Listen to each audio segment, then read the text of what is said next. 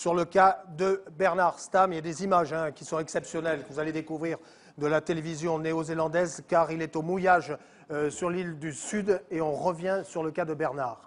Alors, le cas de Bernard en ce moment est un cas typique des courses de bateaux à voile. Ça répond à des règlements précis.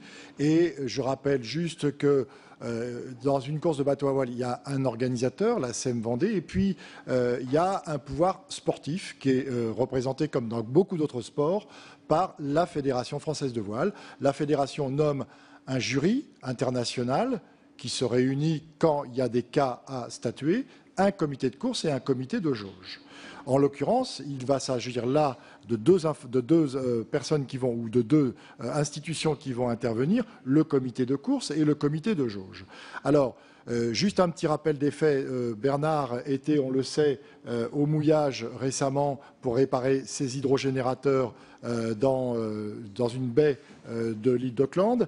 Et pendant qu'il faisait ces réparations, il a aperçu qu'un bateau s'était mouillé dans la même baie que lui. Le bateau s'appelait le professeur Kromov. C'est un bateau russe, scientifique, qui fait les îles de Nouvelle-Zélande. Il s'est aperçu parallèlement à ça, et il n'y a apparemment pas de lien de cause à effet, mais en même temps, il s'est aperçu que son ancre chassait. Pourquoi elle chassait? Parce qu'elle était posée probablement sur des grandes algues laminaires, qui fait que l'ancre ne peut pas accrocher dans le fond. Pour sécuriser son bateau, quand il a vu que l'ancre chassait, Bernard a appelé par VHF les marins du bateau russe et leur a demandé s'ils pouvaient s'amarrer sur leur bateau. Parce qu'autrement, il faut se souvenir que Bernard avait vécu une expérience excessivement difficile pour un marin. Il avait perdu son bateau aux îles Kerguelen en 2008 pour un problème relativement similaire, de mouillage qui ne tient pas. Et il avait quand même perdu son bateau, c'est la chose la pire qui puisse arriver à un marin. Donc les marins là du professeur Kromov ont répondu par l'affirmative, oui, vous pouvez vous amarrer sur mon bateau, mais en même temps qu'ils disaient oui, vous pouvez vous amarrer sur mon bateau, ils prenaient un Zodiac, ils embarquaient de leur propre chef sur le Zodiac et ils venaient sur Cheminée-Poujoula, ils remontaient l'ancre de Cheminée-Poujoula, ils prenaient l'amarre de Cheminée-Poujoula et la mettaient sur le professeur Kromov. Dans ces conditions, Bernard, qui est un marin exceptionnel d'une part, mais qui est d'une honnêteté remarquable, en informait évidemment la direction de course. Nous, on en informait, comme il se doit, le comité de course et le jury, les deux organes qui précisément veillent à l'application sportive de la course. Et le comité de course a porté réclamation. Porter réclamation, c'est quoi? C'est attaquer, entre guillemets, dans les règles sportives, un concurrent.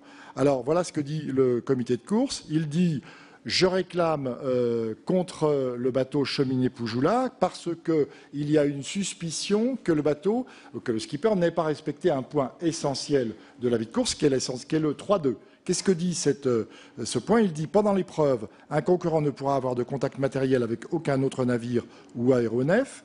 Il ne pourra être ravitaillé de quelque façon que ce soit. Un concurrent pourra relâcher au mouillage ou sur un coffre par ses propres moyens, mais ne devra recevoir aucune assistance extérieure, sauf l'assistance médicale strictement limitée aux termes de l'article, etc. Les concurrents ne seront pas autorisés à aller à terre, ni à débarquer au-delà de la plus grande limite des marées hautes. En cas de non-respect de cet article, le concurrent sera disqualifié par instruction du jury. » Donc, le comité s'appuie sur cet article fondamental du règlement. Le comité a donc porté réclamation contre le bateau, puis il en a averti le jury. Le jury, procédant exactement de la bonne façon, a dit « Ok, j'ai maintenant la réclamation du comité. Monsieur Bernard Stamm, pouvez-vous m'amener des compléments d'information de façon à ce que je puisse savoir de votre côté ce qui s'est passé ?» C'est ce qui se passe en ce moment. C'est ce qui se passe en ce moment. Bernard a dit « Très bien, pas de problème, je vous donne un rapport de mer sur ce qui s'est passé, mais il se trouve que je suis en train de réparer mes hydrogénérateurs qui me servent à faire de l'électricité. Quand j'aurai de l'électricité, que j'aurai fait mon rapport, je vous l'envoie. » On est donc en attente en ce moment de compléments d'information de la part du concurrent qu'il va nous envoyer rapidement dès qu'il aura des hydrogénérateurs.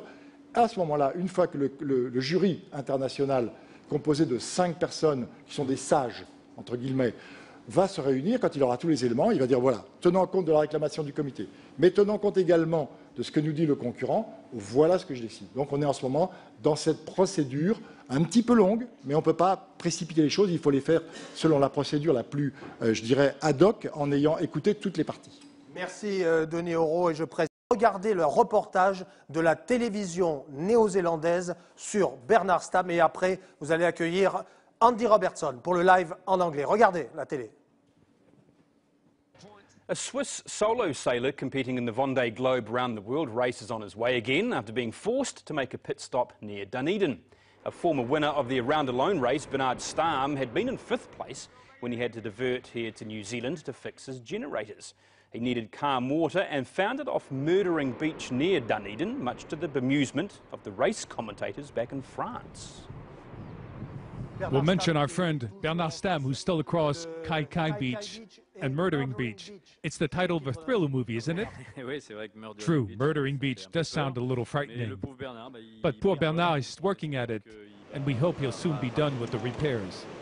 He was, Stamm finally weighing anchor and sailing away a few hours ago to rejoin the race.